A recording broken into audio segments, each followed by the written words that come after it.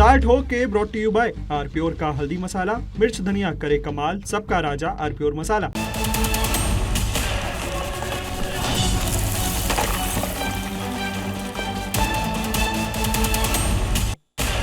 नमस्कार, आप देख रहे हैं बहस का नंबर 1 शो ताल ठोक के। आपके साथ में हूं प्रत्युष खरे। दिल्ली और यूपी में जांच एजेंसियों ने बड़ा एक्शन लिया। यूपी में ईडी ने आजम खान के 10 ठिकानों पर रेड की। जल बोर्ड घोटाला मामले में आम आदमी पार्टी के नेता सत्येंद्र जैन को एसीबी ने अरेस्ट किया। जांच एजेंसियों के एक्शन को लेकर विपक्षी दल बीजेपी को घेर रहे हैं और यह आरोप लगा रहे हैं कि यह रेड चुनावी है। ऐसे में बहस जरूरी है क्योंकि विपक्ष एजेंसियों के राजनीतिक इस्तेमाल का आरोप लगा रहा है। जांच एजेंसियों पर विपक्ष के आरोप को भी समझना जरूरी है।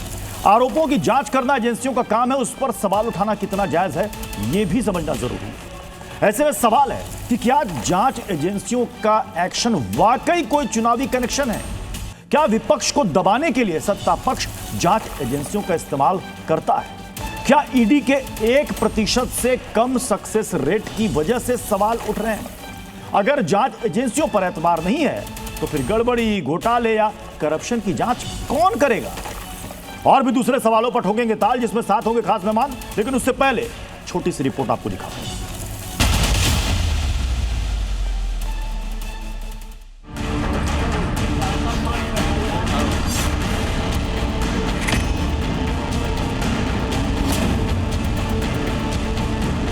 एक घोटाला जो पिछली सरकार, आम आदमी पार्टी सरकार, केजरीवाल सरकार का था, वो घोटाले को प्रस्तुत करता था। आम आदमी पार्टी का चरित्र ही यही है। ਉਹਨੂੰ ਬੁਖਲਾਏ ਹੋਏ ਨੇ ਪੰਜਾਬ ਦੇ ਵਿੱਚ, ਉਹਨਾਂ ਦੇ ਪੈਰ ਨਹੀਂ ਲੱਗ ਰਹੇ। ਪੰਜਾਬ 'ਚ ਉਹਨਾਂ ਦੀ ਪਾਰਟੀ ਨੂੰ ਜ਼ਮੀਨ ਲੱਭ ਨਹੀਂ ਰਹੀ ਤੇ ਉਹ ਹੁਣ ਪੰਜਾਬ ਦੇ ਸਹਿ ਪ੍ਰਭਾਰੀ ਨੇ ਸਤਿੰਦਰ ਜੈਨ ਜੀ, ਇਹਨਾਂ ਨੂੰ ਫੜ ਲਓ।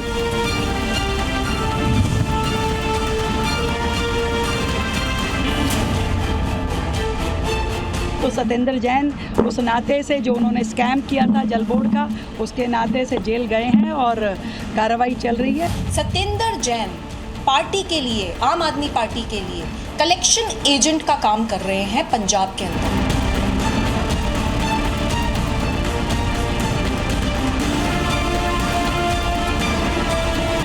आजम खान को प्रताड़ित करने के लिए, आजम खान को कमजोर करने के लिए और पूरे सिस्टम को कमजोर करने के लिए किया गया। इसके जिम्मेदार अखिलेश यादव जी और शिवपाल जी हैं। ये लोग आजम खान को जीने नहीं देना चाहते हैं। चलिए जल्दी से अपने मेहमानों साहब को। R pure shahi paneer masala, delicious, healthy everyday. मिलवा देते हमारे साथ हैं तुहिन सिन्हा, बीजेपी के प्रवक्ता, करुणा सागर हमारे साथ जुड़ चुके हैं, कांग्रेस के प्रवक्ता, अनंत विजय सर हमें ज्वाइन कर रहे हैं, सीनियर जर्नलिस्ट हैं, रोहित अग्रवाल हमारे साथ जुड़ चुके हैं, आरएलडी के स्पोक्स पर्सन हैं, अनमोल पवार हमारे साथ हैं, आम आदमी पार्टी के प्रवक्ता, नवीन दुबे हमारे साथ हैं, पॉलिटिकल एनालिस्ट हैं। तुहिन सिन्हा जी, सभी बयान राजनीतिक दलों के आपने देख लिए। सीधे सीधे और गंभीर आरोप लग रहा है कि ये जो जांच एजेंसियां हैं ये चुनावी राज्यों को लेकर फुल एक्टिव हो गई हैं। देखिए, ये आरोप तो हमेशा हम पर लगते आए हैं, लेकिन जहां तक समाजवादी पार्टी का सवाल है, समाजवादी पार्टी के 2 आइकन हुआ करते थे एक जमाने में, आजम खान और आतिक अहमद। तो ये उनकी मजबूरी रही, उनकी मजबूरी है कि उनकी छवि को कोई आंच ना लगाए। हमारी मजबूरी तो है नहीं। देखिए, आजम खान के खिलाफ क्या चार्जेस हैं? 106 करोड़ जो है वो पब्लिक फंड से वो डाइवर्ट किए गए हैं प्राइवेट यूनिवर्सिटी के लिए, तब जबकि वो मंत्री थे। तो कुछ जो है उसमें पब्लिक वर्क्स डिपार्टमेंट मिनिस्ट्री से अलग किए गए हैं, कुछ जल बोर्ड से अलग किए गए। 106 करोड़ रुपए। दूसरा बड़ा आरोप, जो 40 बिल्डिंग्स का निर्माण हुआ है उनकी यूनिवर्सिटी में, उसमें 38 जो है उसकी कोई प्लानिंग जो है सबमिट नहीं की गई थी रामपुर डेवलपमेंट अथॉरिटी को। तो ये बहुत बड़े आरोप है।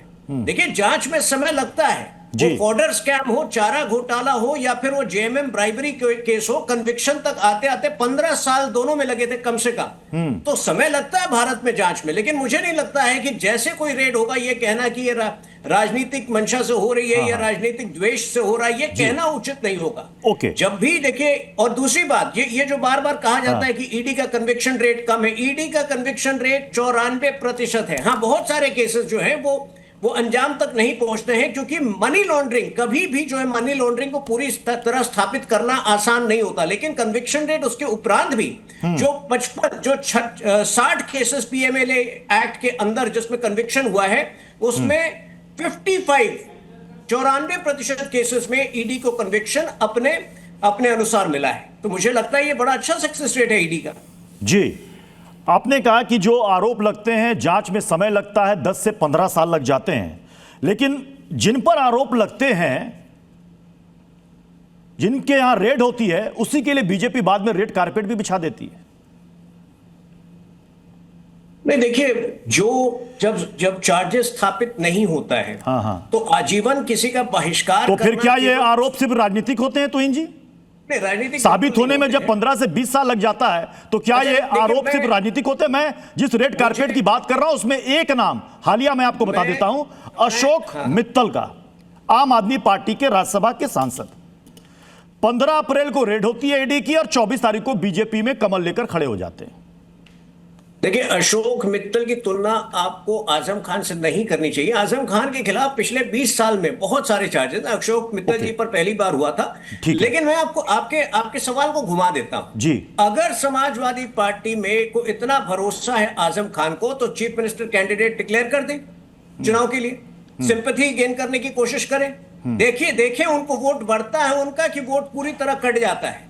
आजम खान की कोई विश्वसनीयता नहीं है और मुझे लगता है कि आप आजम खान और जो आम आदमी पार्टी के जो व्यक्ति जिन पर अभी रेट पड़ा है वो अगर गिड़गिड़ाएं भी तो बीजेपी ऐसे लोगों को कभी नहीं लेने वाली है। तो इसलिए ये कहना कि बीजेपी इसलिए रेट पड़ा कर रही है कि उनको बाद में पार्टी में लेगी, मुझे लगता है कि ये बहुत ही एग्जैजरेटेड एक स्टेटमेंट है।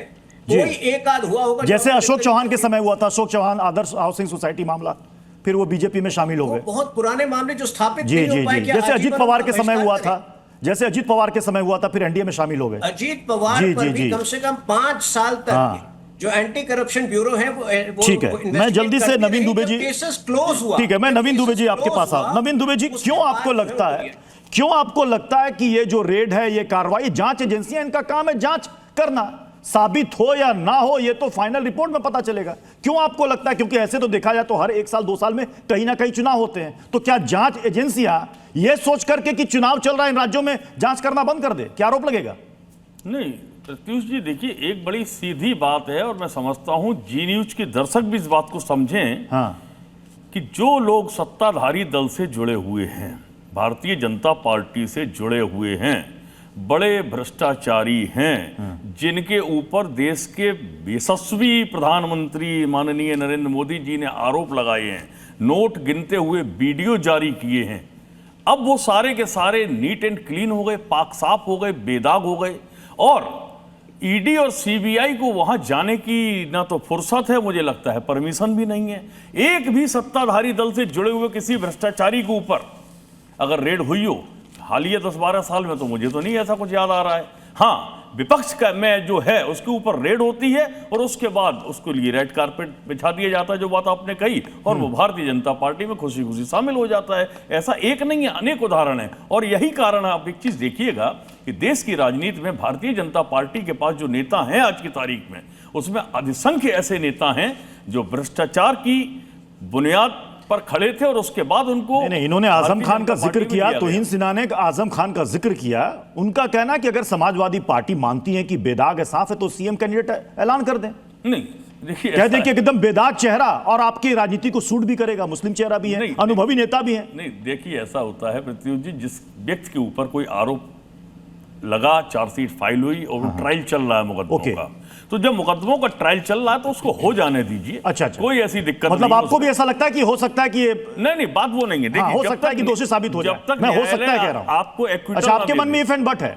नहीं, जब तक एक्विटल नहीं मिलेगा, आप अभी ऑलरेडी जेल के अंदर हैं, कुछ मामलों में 1-2 में आपको कन्विक्शन हुआ भी है, इस तरीके की चीजें हुई हैं, तो निश्चित तौर पर बहुत सारे चेहरे हैं समाजवादी पार्टी। ठीक है, अनमोल जी, सवाल फिर वही है कि क्यों विरोधियों को ऐसा लग रहा है कि साहब ये जांच एजेंसियों का काम जो है ये चुनावी हो गया है? क्यों ऐसा? क्या इसी सरकार में पहली मर्तबा ऐसा हो रहा है? पहले नहीं हुआ? देखिए प्रत्युष भाई, माननीय सर्वोच्च न्यायालय ने कहा कि भाई ईडी और सीबीआई जैसी संस्था जो हैं वो तोता और मैना की तरह काम कर रही है, ये तो बच्चा जानता है। भाई ये चंदा चोर पार्टी को जितनी तानाशाही करनी है कर लो, जितने तुम्हें लोगों पे फर्जी मुकदमे बनाने हैं बनाओ, जितने लोगों को जेल में डालना है डालो, इस गलतफहमी में मत रहना कि तुम्हारे से डर जाएंगे हम। तुम्हारे से ना डरेंगे ना झुकेंगे, तुम्हारा सामना करेंगे, और जिस तरह से पहले पाक साफ निकल के आए थे दोबारा निकल के आएंगे। दरअसल समस्या क्या है ना प्रत्युष भाई, ये बौखलाए हुए हैं। पंजाब में चुनाव है, सत्येंद्र जैन जी वहाँ के सह प्रभारी हैं, और जिस मुकदमे की ये बात कर रहे हैं उसमें जो टेंडर निकला है वो अक्टूबर 2022 में निकला है, और सत्येंद्र जैन जी को एक फर्जी मुकदमे में इन्होंने जो है मई 2022 को जेल में डाल दिया था। तो भाई बताएं ना ये कि जेल में बैठा हुआ आदमी टेंडर कैसे पास कर सकता है, फर्जी एकदम मुकदमा। और डर किस बात का है इन्हें? डर इस बात का है कि इनकी आपस में बात हुई भाजपा के नेताओं की, पंजाब की और मोदी जी की और अमित शाह जी की। इन्होंने पूछा होगा मोदी जी ने कि भाई क्या तैयारी है तुम्हारी, तो पंजाब के भाजपा के नेताओं ने उन्हें बताया कि भाई पिछले 4 साल में 70,000 सरकारी नौकरी दे चुकी है आम आदमी पार्टी सरकार बिना किसी सिफारिश। ऐतिहासिक सेहत योजना जिसमें 10 लाख तक का इलाज प्राइवेट और सरकारी अस्पताल में मुफ्त है। मावादिया सत्कार योजना में 1500 रुपये महीना हर महिलाओं को दे रहे हैं। मुफ्त बिजली दे रहे हैं, पंजाब के लोगों को मुफ्त पानी दे रहे हैं। 9,000 नए क्लासरूम बना चुके, 900 नए मोहल्ला क्लिनिक बना चुके, 45,000 करोड़ की नई सड़कें बना चुके, 73,815 नशा तस्कर को गिरफ्तार करके नशे की कमर तोड़ चुके, 10,000 पुलिस की भर्ती कर चुके, 50,000 अपराधियों को गिरफ्तार कर चुके, 1500 गांवों में पहली बार पानी दिया है, 18 टोल बंद करके डेली 70 लाख रुपए बचा रहे हैं, 2.5 लाख स्ट्रीट लाइट लगा चुके, 1000 नई बसें ला चुके, 3 नए बस टर्मिनल बना चुके, 1800 स्कूल ऑफ एमिनेंस खोल चुके, 300 नई लाइब्रेरी खोल चुके, और 2 लाख करोड़ का इन्वेस्टमेंट ले आए। ये सुन के तो उनके पैरों के नीचे से जमीन खिसक गई। उन्होंने कहा कि भाई अब पंजाब की जनता जो है, पंजाब की जनता, इसी की वजह से जांच एजेंसियां सत्येंद्र जैन के पीछे पड़ गई हैं, उनकी गिरफ्तारी। अच्छा आप बताओ मुझे, देखो मैं बताता हूं, 10 सेकंड अनमोल जी आप जवाब दे दीजिएगा, 10 सेकंड में। देखो ऐसा ही इन्होंने प्रयास किया था जब पीडब्ल्यूडी स्कैम हुआ था ना 2018 में, तो इन्होंने कहा कि जी इरेगुलरिटीज हुई है फाइनेंशियल। 5 साल बाद सीबीआई ने कोर्ट में खड़े होकर कहा जी हमारे पास कोई सबूत नहीं है, तो इनका जो मन करता है उसे उठाते हैं, जिस पे मन करता है उस पे मुकदमा लगाते हैं, जिसे मन करता है उसे बदनाम करते हैं, लेकिन आखिरकार हम बाइज्जत बरी होके आते हैं। वैसा ही तथाकथित शराब घोटाले में हुआ, वैसा ही पीडब्ल्यूडी स्कैम में हुआ, और वैसा ही इस मुकदमे में हुआ। तुहिन जी इसका जवाब दीजिएगा, लेकिन एक सवाल का जवाब आप भी दे दीजिएगा। अनमोल जी आप कह रहे हैं कि साहब इनका जब मन करता है उस हिसाब से अब ये जांच एजेंसी को एक्टिव कर देते हैं। मुझे जरा बताइएगा, अभी चूंकि मैंने इनसे तुहिन सिन्हा से जिक्र किया अशोक मित्तल का, अशोक मित्तल जब आम आदमी पार्टी छोड़ करके बीजेपी ज्वाइन करते हैं 24 अप्रैल को, 2 मई को उनके खिलाफ पंजाब में 2 अलग अलग जिलों में एफआईआर दर्ज कर दी जाती है। इससे पहले नहीं की जाए, जब वो आम आदमी पार्टी के सांसद थे नहीं की गई। जैसे ही बीजेपी में जाते हैं पंजाब पुलिस एक्टिव हो जाती है। 2 मई को पंजाब पुलिस उनके दिल्ली स्थित आवास पहुंचती है, दबिश देने की कोशिश करती है। 8 मई को संदीप पाठक पंजाब हरियाणा हाईकोर्ट का रुख करते हैं और कोर्ट में दर्ज एक याचिका में पंजाब सरकार द्वारा उनके खिलाफ दर्ज हुई एफआईआर का विवरण सार्वजनिक करने की मांग करते हैं। यह क्या था जरा आप बताएंगे अनमोल जी? देखिए यह पंजाब पुलिस की एक्टिवनेस जैसे ही बीजेपी में शामिल हुए वो क्या था? देखिए मैं तो दोनों चीजें बता रहा हूं। मैं तो ये भी बता रहा हूं कि कैसे छत पे खड़े होकर चिल्लाते थे जी हजारों करोड़। नहीं, मुझे मेरे सवाल का जवाब दे दीजिए ना। सवाल का जवाब आप कह रहे हैं कि राजनीतिक रूप से प्रतिशोध के रूप में कार्रवाई होती, तो ऐसा क्या हो गया कि जैसे ही वो बीजेपी में शामिल हुए आप ही के पार्टी के नेता उनके खिलाफ आपने पंजाब पुलिस को एक्टिव कर दिया? वो कह रहे हैं सार्वजनिक करो ना। क्या मामला है? किसने कहा था वो भ्रष्टाचारी हैं? भाजपा ने कहा था ना अशोक मित्तल भ्रष्टाचारी। तो मैंने सवाल रेड कराई थी ना, फिर कैसे अपनी पार्टी में ले लिया? Washing machine politics. Himanta Biswa Sharma को कहते थे भ्रष्टाचारी है, प्रफुल्ल पटेल को कहते थे भ्रष्टाचारी है। यानी आपको पता था कि आपके नेता पर दाग है, फिर भी आप चुप थे। जो इनकी पार्टी में आ जाए वो धुला हुआ है। बहुत बढ़िया वॉशिंग मशीन पॉलिटिक्स ये डिबेट दर्शक करोड़ों दर्शक देख रहे हैं, ये पता चलेगा कि जो बयानबाजी होती है वो किस तरह से की जाती है। लाइएगा प्लीज, दोनों को स्क्रीन पर लाइएगा। तो इन जिनको लाइए, अनमोल जी को लाइए। भाई इनसे ये सवाल पूछो, तो इनसे सवाल पूछो कि सारे भ्रष्टाचारियों को अपने पार्टी में शामिल कर देते हैं, उन्हें वॉशिंग मशीन में धो के अपने पास रख लेते हैं, जिन पे आरोप लगाते हैं। अभी ये इतना रट के लाए थे या लिख के लाए थे डेटा फिगर, लेकिन मैं आपको केवल प्रेस पर किस तरह से जुल्म हो रहा है उसके 2 इंसिडेंट आपको बताता हूं। पंजाब केसरी पर, बीच में मत बोलिए, अभी हो गया, बहुत बोल रहे थे, अब सुनिए। सवाल पंजाब केसरी पर इन्होंने कान को अभी आराम से सुनिए, आपको थोड़ा देर सब्र रखिए। पंजाब केसरी पर इन्होंने जनवरी 2026 को रेड किया था, क्योंकि उन्होंने नहीं, अगर आप इतना बेहतर काम कर रहे हैं, इस तरह से आपको प्रेस फ्रीडम को खत्म करने की जरूरत पड़ती है। अच्छा, आप 22 राज्यों में एक बता दो जहां इतना काम हुआ है। चैलेंज है आपको, आपके 22 राज्यों में डबल इंजन की सरकार है, एक राज्य बताओ जहां इतना काम हुआ है। माफी मांग के जाऊंगा डिबेट पे, नहीं तो आप मांगना, नहीं तो आप मांगना माफी है। आप वहां पे प्रेस पर 22 राज्यों में मिलकर भी नहीं कर पाए इतना काम जितना हमने पंजाब में कर दिया।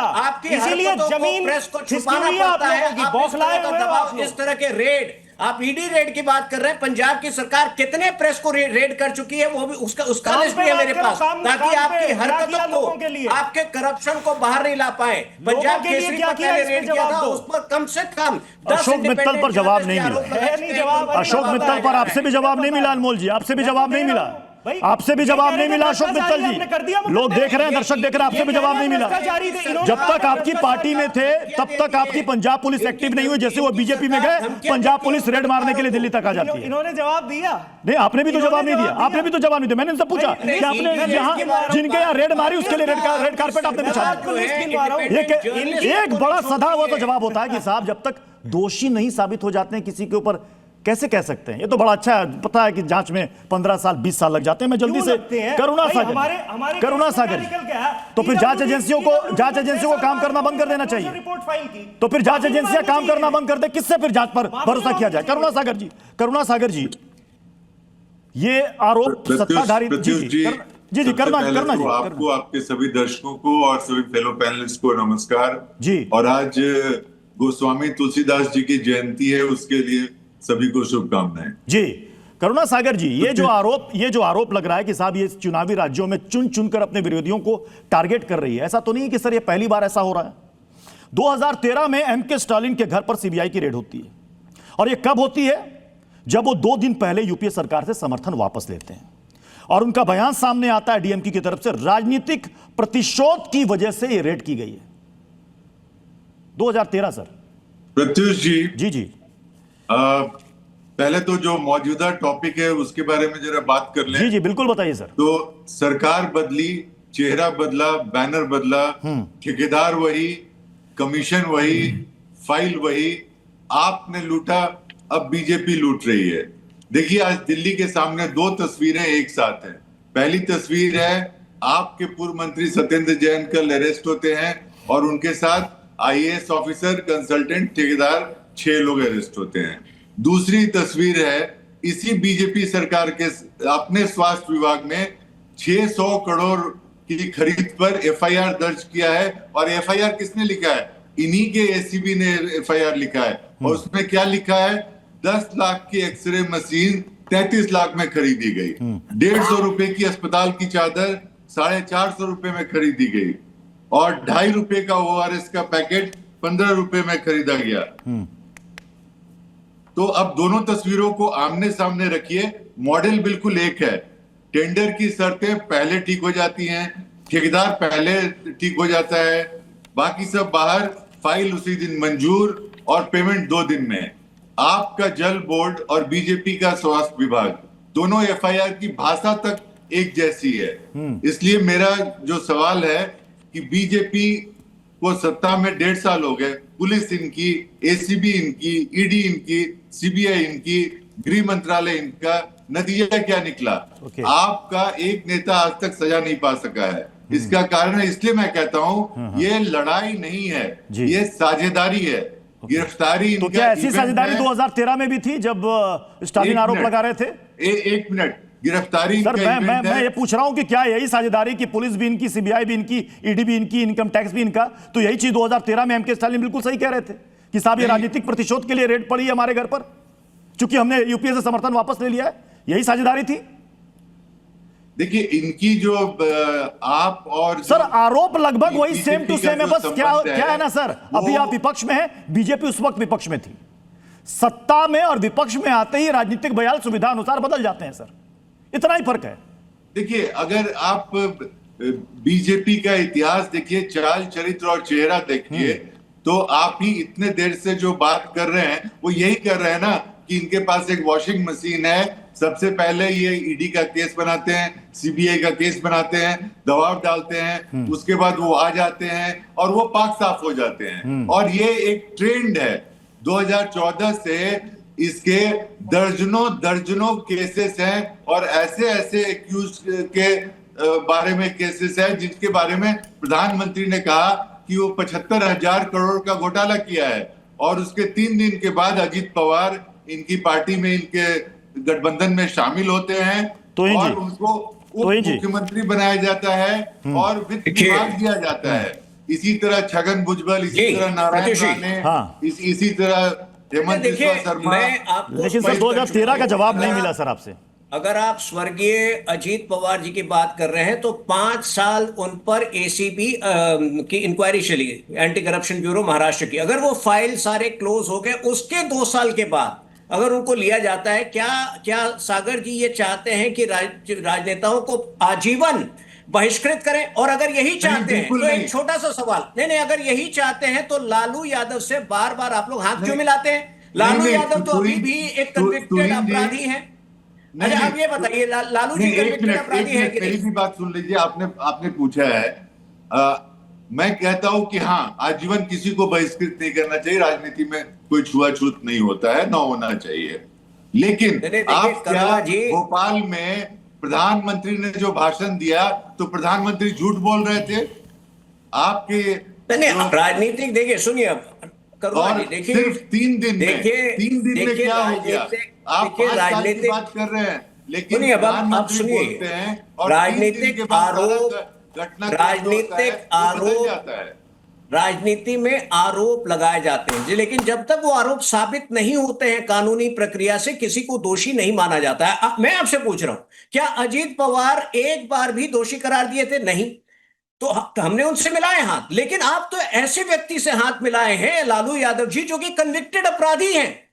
आप आज डिक्लेयर कर दीजिए शो पर कि लालू यादव से सारे संबंध कांग्रेस पार्टी तोड़ रही है, आरजेडी से तोड़ रही है। अगर आप डिक्लेयर करते तो मैं मान लूंगा कि आप सत्य कह रहे हैं। आप ये बता दीजिए कि आज के बाद अगर किसी भी व्यक्ति के ऊपर हम ईडी का, सीबीआई का, भ्रष्टाचार का केस होगा तो उसको पार्टी में नहीं लेंगे। क्या आज इस मीडिया के प्लेटफॉर्म पर हम किसी भी, सुनिए, हम किसी भी कन्विक्टेड क्रिमिनल को, हम किसी भी कन्विक्टेड क्रिमिनल को पार्टी में नहीं लेंगे तो लोग हंसते हैं। और इसीलिए ईडी द्वारा, जंतर मंतर में सुनिए करुणा जी, आपने सवाल पूछा, मैं सवाल का उत्तर दे रहा हूं, आप ही के सवाल का उत्तर दे रहा हूं कि ईडी द्वारा किसी भी कन्विक्टेड क्रिमिनल को हम पार्टी में नहीं लेंगे, उससे कोई अलायंस नहीं करेंगे। अब आप डिक्लेयर कीजिए कि आप आरजेडी से सारे संबंध आज कांग्रेस पार्टी तोड़ेगी।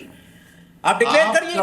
आपका जो इतिहास है वो सीधा और सीधा है कि जो जांच एजेंसियां हैं उनको आप इस्तेमाल करते हैं। और अब आप तथ्य के आधार पर नहीं है, अब आप तथ्य के आधार पर नहीं बात कर रहे हैं। करुणा सागर जी कन्विक्शन नहीं, अब तक तो यही कहा जाता है ना कि जब तक दोष साबित नहीं हो जाए तब तक वो दोषी नहीं होता। लेकिन कन्विक्शन के बाद तो आपको तय करना होगा ना कि किसको साथ रखना और किसको नहीं रखना है। अनंत विजय सर, क्या ये आरोप की जांच एजेंसियों की कार्रवाई, उनकी रेड, उनकी छापेमारी, गिरफ्तारी सब चुनावी होती है? क्या वाकई ऐसा है?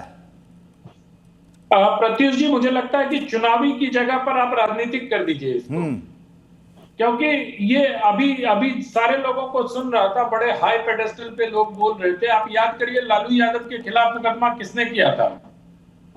मुलायम सिंह यादव जी के खिलाफ आय से अधिक संपत्ति का मुकदमा किसने किया था? किस पार्टी ने किया था? और ऐसे अगर कश्मीर से लेकर कन्याकुमारी तक जाएंगे तो कांग्रेस पार्टी के राज में भी इसी प्रकार से राजनीतिक स्कोर सेट करने के लिए बहुत से नेताओं के खिलाफ मुकदमे दर्ज किए जाते रहे हैं। आप याद करिए, जब आम आदमी पार्टी की सरकार दिल्ली में आई थी, जब एसीबी उनके पास थी तो एसीबी ने क्या किया था? तो मुझे लगता है कि ये एक राजनीतिक चरित्र है। जिसके पास शक्ति आती है, जिसके पास पावर आता है, वो इसका सदुपयोग और दुरुपयोग दोनों करता है, और राजनीति इसी का नाम है, मुझे लगता है। तो इसलिए कोई एक ये कहे कि हम बहुत दूध के धुले हुए हैं और सामने वाली पार्टी जो है एकदम वॉशिंग मशीन है, बहुत सारे लोग वॉशिंग मशीन है सर, अपनी सुविधा के हिसाब से वॉशिंग मशीन का ऑन ऑफ करते रहते हैं। जब भी मन होता है किसी को उसमें डाल लेते हैं, कपड़े निकाल लेते हैं। तो कोई भी पार्टी दूध की धुली हुई नहीं है। मुझे लगता है कि इसी आईने में हमें अभी की वर्तमान दौर की राजनीति को भी देखना होगा प्रत्युष जी, क्योंकि ये बड़ा अच्छा टर्म आपने इस्तेमाल किया आनंद विजय सर की सुविधा के अनुसार वॉशिंग मशीन का बटन ऑन और ऑफ होता है, तो मतलब क्या विपक्ष में आते वो बटन ऑन हो जाता है फिर ऑफ हो जाता है बाद में?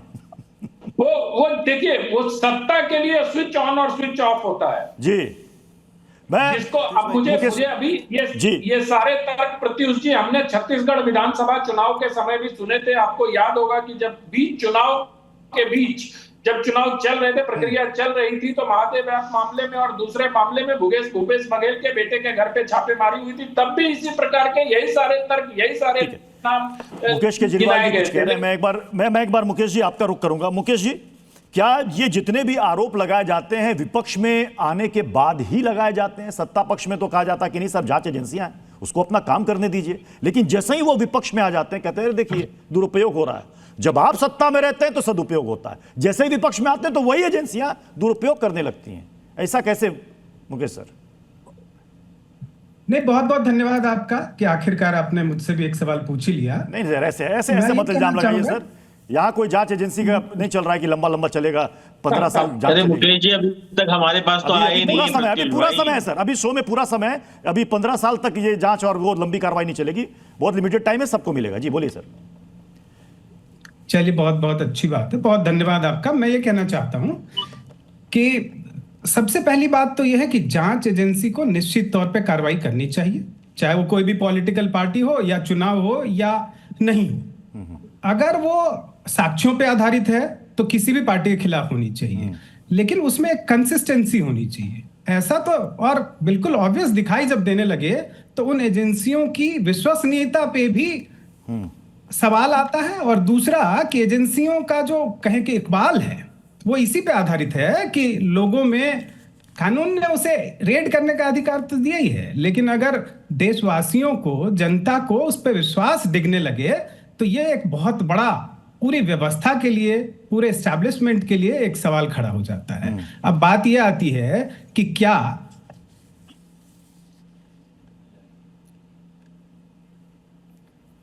मुकेश जी, लगता है कुछ नेटवर्क इश्यू हो गया है। मैं जल्दी से, रोहित अग्रवाल साहब, मैं आपका रुख कर रहा हूं। क्यों इस तरह के आरोप बार बार लगाए जाते हैं रोहित जी? नहीं, देखिए, जो हमारे यहाँ विपक्ष है, ये कहता है साहब लोकतंत्र खतरे में, और लोकतांत्रिक संवैधानिक संस्थाएं जो हैं, आप किसी को भी छोड़ते ही नहीं हो। आप तो कहते हो साहब ईडी भी पपेट है, सीबीआई भी पपेट है ना, मतलब सुप्रीम कोर्ट भी पपेट है। जब सब कुछ पपेट ही है तो फिर आपका तो कोई मतलब ही नहीं होना चाहिए। फिर आप चुनाव आयोग भी पपेट है, फिर आप दोबारा सत्ता में आने का ख्वाब क्यों देखते हो? फिर आप चुनाव लड़ते ही क्यों? अगर सब कुछ ही पपेट होता तो भैया आपकी सरकार तो 50 साल रही, तो आपने कितना पपेट की तरह उसको इस्तेमाल किया। आपको एक बड़ी इंटरेस्टिंग बात बताता हूं प्रत्युष जी, 2023 में करीब 14 विपक्षी दल सुप्रीम कोर्ट में गए थे कहने के लिए कि साहब ये जो ईडी सीबीआई हमारे यहाँ आके रेड करती हैं, जो हमने भ्रष्टाचार किया है, उसके लिए स्पेशल कुछ डायरेक्शन दे दिया जाए कि विपक्षी दलों के यहाँ ये सीबीआई या ईडी जो है जब आया करें तो साहब हम लोग के यहाँ हमको गिरफ्तारी ना हो और हमारे यहाँ रेड ना हो। सुप्रीम कोर्ट ने लताड़ मार के इनकी जो ये लेके गए थे अपनी मुकदमे को, उसको उठा के कचरे के डिब्बे में डाल दिया।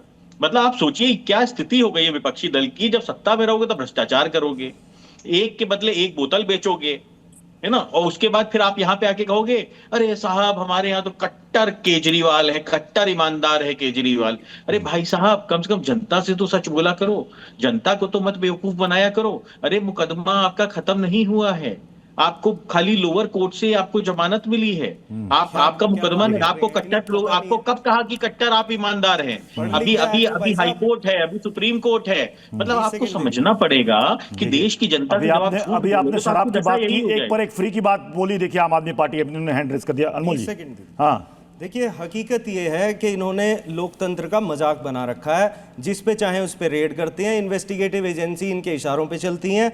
इनका ये हाल है कि काम में चंदाचोर सरकार फेल, ईडी सीबीआई का खेल रही है खेल, रोज बनाकर फर्जी मुकदमे विपक्ष के नेताओं को डाल रही है जेल। अब अभी इन्होंने कहा, अभी भाजपा के प्रवक्ता ने कहा कि भाई हम किसी भी क्रिमिनल को, कन्विक्टेड को, हम किसी भी भ्रष्टाचारी को अपनी पार्टी में नहीं लेंगे। इन्होंने ये कहा अगर वाकई में भ्रष्टाचार के ऊपर कार्रवाई करना चाहते तो दिल्ली में 22,000 करोड़ का राइस स्कैम हुआ है, 700 करोड़ का हेल्थ स्कैम हुआ है, 90 करोड़ का साइकिल स्कैम, और हेल्थ स्कैम में तो अभी आज कोर्ट में उन्होंने कहा है एसीबी ने कि सारी फाइल डिस्ट्रॉय होगी।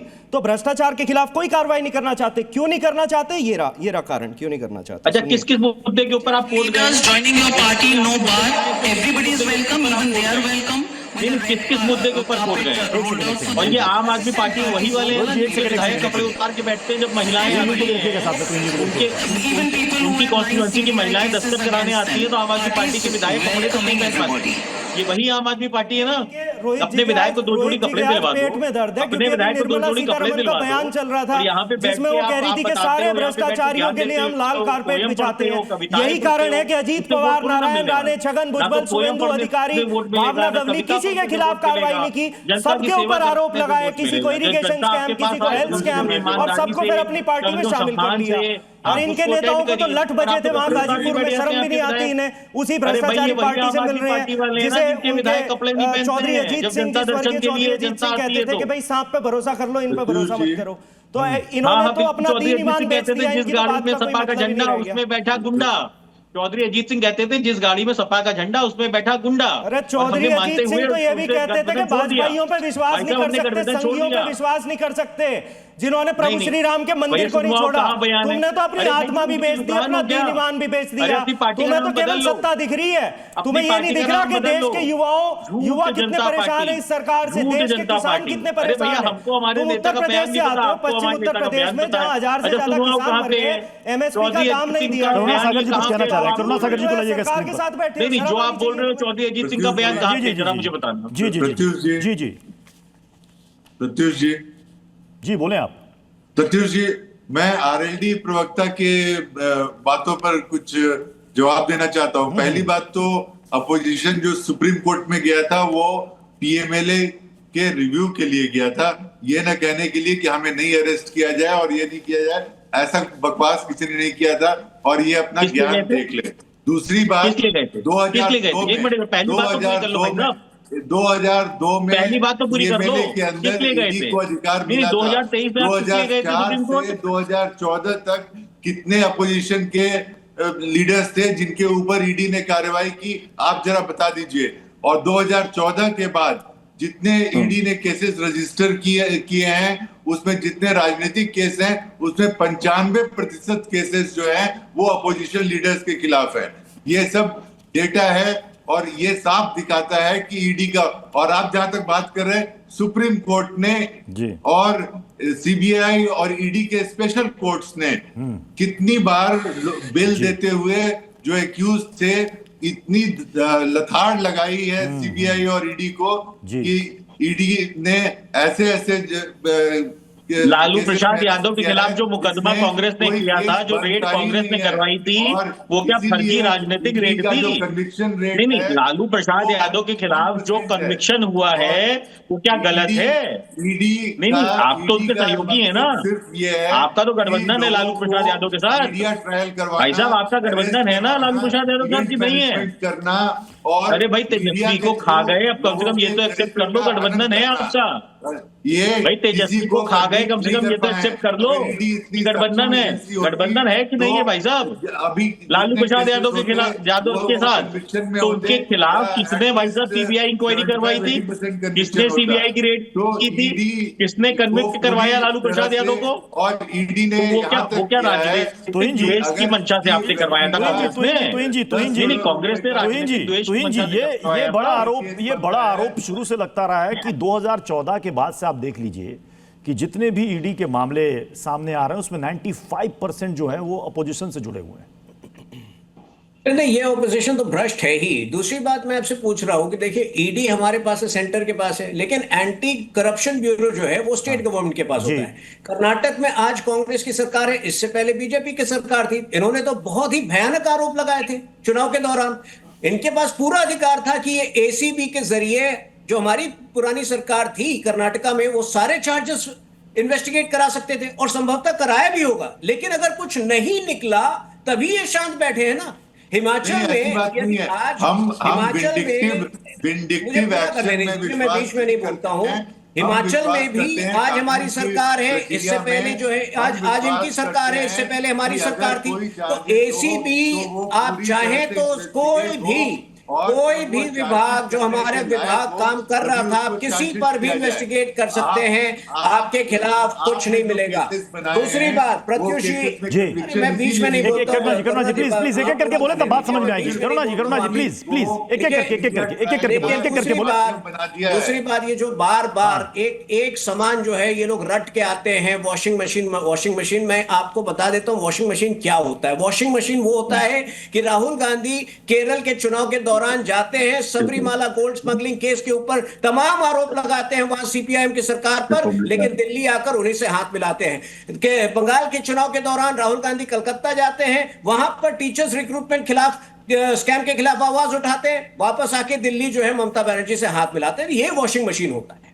ठीक है, मैं जल्दी से आनंद विजय सर आपको लाना चाहूंगा, क्योंकि मैंने ये सवाल करुणा जी से भी पूछा था कि ठीक है आज की सरकार के समय जांच एजेंसियों पर आप आरोप लगा रहे हैं, लेकिन ऐसे आरोप क्या इस देश में राजनीतिक गलियारों में पहली बार लग रहे हैं? 2013 में सबको पता है क्या हुआ था, एमके स्टालिन ने क्यों आरोप लगाया था। 2 दिन पहले समर्थन लेते हैं, आरोप लगाते हैं कि साहब ये राजनीतिक प्रतिशोध है। 2010 में मायावती ताज कॉरिडोर मामला, सर आपको याद होगा, मायावती ने बयान दिया था जिसमें वो कहती हैं कि राजनीतिक कारणों से मुझे परेशान किया जा रहा है। किसकी सरकार थी सर उस वक्त, सबको पता है। तो क्या ये पहली मर्तबा हो रहा है ऐसा आरोप जो लग रहा है? प्रत्युष जी, ये भी याद कर लीजिए कि किसकी सरकार थी केंद्र में जब सुप्रीम कोर्ट ने कहा था कि सीबीआई केस पैरट है, तोता पिंजड़े में बंद तोता है, वो तब किसकी सरकार थी?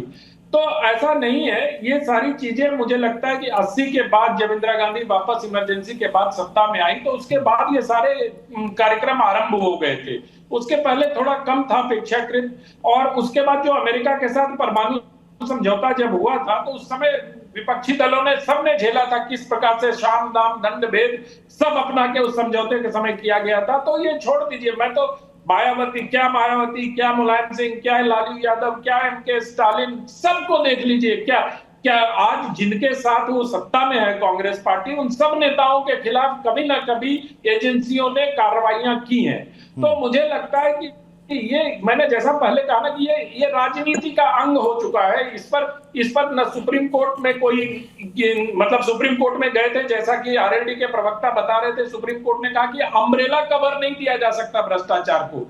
अगर भ्रष्टाचार है और अगर ईडी और सीबीआई का कन्विक्शन रेट बहुत कम है, जैसा कि आप बता रहे हैं और तुहिन सिन्हा बता रहे हैं कि 94% है, मैं उसको वेरीफाई करने की आवश्यकता है। तो अगर उसका कन्विक्शन रेट बहुत कम है, तो इसका ये मतलब नहीं है कि भ्रष्टाचार नहीं हो रहा है। अदालतें तो बहुत सारी चीजों पर, अदालतें कई बार अपराधियों को हमने देखा है कि कह देते हैं कि हम जानते हैं कि ये अपराधी है, पर इनके पास पर्याप्त सबूत नहीं होने के कारण इसको छोड़ा जा रहा है। कई मर्डर केस में भी ऐसा हमने सुनने को मिला, आपको याद होगा संतोष सिंह मालिक केस में भी इसी प्रकार के जजमेंट आए थे। तो मुझे लगता है कि कन्विक्शन बहुत सारी चीजों पर निर्भर करता है। एजेंसीज की तत्परता, एजेंसीज की लापरवाही, ये सारी चीजें मायने रखती हैं। ठीक है, मैं जल्दी से नवीन दुबे आपको लाना चाहूंगा। नवीन दुबे जी, आरोप लगता है लेकिन साबित होने में वक्त लगता है, क्योंकि जांच एजेंसियां जांच प्रक्रिया को पूरा करती हैं, फिर अदालत में जाती हैं। यह कहना कि साहब ये 95% विरोधियों पर लगता है, चलिए मान लीजिए एक पल के लिए मान लीजिए राजनीतिक आरोप है, डर किस बात का? न्यायपालिका है, साबित नहीं होगा तो आप जय कहिएगा राजनीतिक प्रतिशोध की वजह से किया गया था। नहीं प्रत्युष जी, अब इस सब के बीच में एक वो बात रखने जा रहा हूं जो इस देश की जनता सुनना चाहती है। जनता सोचती है कि ऐसा होना चाहिए। सबसे बड़ी चीज है कि आपका प्रिवेंशन ऑफ करप्शन एक्ट 1988 आया 2018 में, आपने 5 साल की सजा को बढ़ा के 10 साल कर दिया। टाइम लिमिट जैसे आपने अभी नीट के एग्जाम के लिए की है कि भाई कोर्ट का ट्रायल इतने दिन में पूरा होना चाहिए, इस तरीके का एक बड़ा और व्यापक नियम मिलकर क्यों नहीं बनाते हैं सारे राजनीतिक दल? भाई ये जरूरी है। देखिए, आप लोग राजनीतिक प्रतिस्पर्धा करते रहिए, एक दूसरे के सांसद तोड़ते रहिए। अभी 20 सांसद टीएमसी के टूट के बीजेपी में आए ना, उन सबके ऊपर तो करप्शन के आरोप भाजपा लगा रही थी। ये चमत्कार हुआ ना, तो इसका भुगतान कौन भुगत रहा है? इस देश की जनता भुगत रही है। आप जनता के साथ जो खिलवाड़ राजनीतिक दल कर रहे हैं, मैं सभी को आरोपित कर रहा हूं। मतलब आप कह रहे हैं कि जिन पर आरोप लग रहा है उसको आप अपनी पार्टी में अपनी पार्टी में आप लेते चले जा रहे हैं। और जिन पर जो कन्विक्टेड हो गए उनका क्या करना चाहिए? नहीं, जो कन्विक्शन अगर कोर्ट ने किया है तो निश्चित तौर पर वो तो उसको गठबंधन से बाहर कर देना चाहिए। गठबंधन से बाहर क्या, उसको सजा हो गई तो वो तो राजनीति में चुनाव लड़ने लायक भी नहीं रहा। तो मतलब उसकी पार्टी से इन्होंने जो जिक्र किया, आरजेडी का लालू यादव का जिक्र किया, तो क्या उनको गठबंधन से बाहर कर देना चाहिए? नहीं, पिता के अपराध के लिए पुत्र को सजा दे देंगे क्या आप? ये कौन सा कानून है? तो जी एक और चीज, आपके सवाल का जवाब यहां से आ गया। प्रत्युष जी, वो समय कौन वापस लाएगा भाई, जो जेल में फर्जी मुकदमों में डालते हैं और तो 6 साल बाद क्लोजर रिपोर्ट फाइल करते हैं। ठीक है, तो जी नवीन दुबे जी जो कहा, आपके सवाल का शायद जवाब आपको मिल गया होगा। ये कह रहे हैं कि पिता के सजा और पुत्र को क्यों भुगते? पिता ने जो किया पुत्र पर भी बहुत सारे केसेस, पुत्र पर भी वो तो रेलवे स्कैम में, जिसमें कि जॉब लेने के चक्कर में, जॉब देने के चक्कर में इन्होंने कितने की जमीन हड़पी है, वो भी अपने अंजाम तक बहुत जल्दी पहुंचेगा। लेकिन कम से कम राहुल गांधी को एक स्पष्ट स्टैंड लेना चाहिए था इन चुनाव के दौरान कि हम लालू यादव की जो करप्शन की जो गाथाएं हैं, जो उनका फॉर्डर स्कैम है, उसके विरुद्ध है। हाँ, हम उनके जो आज स्पष्टता इन्होंने दिखाई है, जो आपके यहाँ पे रिप्रेजेंटेटिव ने दिखाई है, वो स्पष्टता राहुल गांधी को चुनाव के दौरान दिखाना चाहिए था और जनता से माफी भी मांगनी चाहिए थी, क्योंकि लालू यादव को कन्विक्शन के समय भी वो यूपीए में मंत्री थे। जब उनका कन्विक्शन हुआ था, सुनिए ना नवीन जी, जब उनका कन्विक्शन हुआ था तब भी वो यूपीए में मंत्री थे। तो मुझे लगता है कि राहुल गांधी को एक बार माफी मांगनी चाहिए थी उस अलायंस की। हाँ, भविष्य में जो है वो कन्विक्शन के बाद कोई नहीं रह सकता अपने पद पर, सांसद और विधायक नहीं रह सकता, मिनिस्टर कैसे रह सकता है? आप कौन सा ये कानून पढ़ के आ गए मेरे सामने? तो जी कन्विक्शन के बाद तो आदमी 10 दिन भी मंत्री पद पर नहीं रह सकता, उसको इमीडिएट जब उनकी कन्विक्शन हुई थी, मैं कह रहा हूं हमारे देश का, आप कह रहे कन्विक्शन के बाद भी मंत्री, जब उनकी कन्विक्शन हुई थी, और अब एक चीज सुन लीजिए, आपने बोल लिया कन्विक्शन हुई थी, उस वक्त वो थे यूपी में मंत्री। नहीं, मैं देश की जनता का भी पक्ष रखता हूं, सुनिए मेरी बात को भाई साहब। 2G स्पेक्ट्रम आरोप भाजपा ने लगाए, कोल ब्लॉक घोटाले का आरोप भाजपा ने लगाया। कोल ब्लॉक घोटाले के आरोपी कौन थे? जिंदल समूह। नवीन जिंदल कहां है आज की तारीख में? भारतीय जनता पार्टी में है ना। तो आप लोग आरोप लगाते हैं, ब्लैकमेल करते हैं, मैं बहुत जिम्मेदारी के साथ कहूंगा, जो चीज नहीं जनता के साथ धोखाधड़ी है कि सामने वाले को ब्लैकमेल करो, आरोप लगाओ, उसके बाद अपने शामिल करा लो। इस तरीके से आप लोकतंत्र की हत्या कर रहे हैं। This is the killing of democracy in our country. ये नहीं होना चाहिए। जिस रफाल की बदौलत मामले में, जिस रफाल की बदौलत रफाल ने इतना महत्वपूर्ण रोल प्ले किया ऑपरेशन सिंदूर में, उसकी खरीदारी को बाधित करने के लिए आप लोगों ने क्या क्या आरोप लगाए थे, बेबुनियाद आरोप लगाए थे ऑपरेशन रफाल की खरीदारी में। उसके लिए भी कांग्रेस को माफी मांगनी चाहिए। समय की भरपाई कौन करेगा? 6 साल बाद आपने जो है पीडब्ल्यूडी करप्शन केस में जब सत्येंद्र जैन जी को जेल में रखा, आपकी सीबीआई ने क्लोजर रिपोर्ट दाखिल कर दी, उन्होंने कहा कोई साक्ष्य नहीं मिला। 2013 में आपने एक मुकदमा किया उनके ऊपर, 2018 में फिर कह दिया कि कोई साक्ष्य नहीं मिला।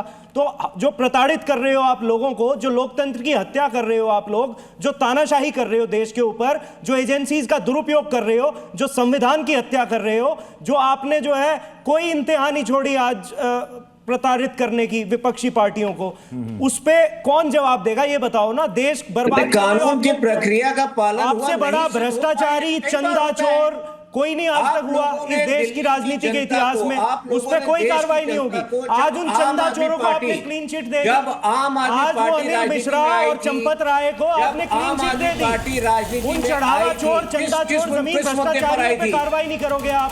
हेल्थ स्कैम पे काम नहीं करोगे आप, कार्रवाई नहीं करोगे। राइस स्कैम पे कार्रवाई नहीं करोगे। बाइसिकल स्कैम पे कार्रवाई नहीं करोगे आप।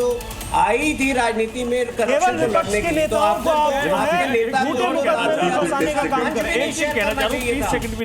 सर, अब समय बिल्कुल नहीं है सर, समय बिल्कुल नहीं है, समय बिल्कुल नहीं है, समय इजाजत दे रहा है, इसलिए बहस को यहीं पर समाप्त करना पड़ेगा। मैं माफी चाहूंगा सभी मेहमानों से। बहुत बहुत शुक्रिया हमारे साथ ताल ठोके में जुड़ने के लिए। खबरें जारी रहेंगी, बने रहिए। मीठा या नमकीन, चाहे जैसे खाओ, 100% सूजी से बनी आर प्योर वर्मिसेली, स्वादिष्ट, सेहतमंद हर रोज।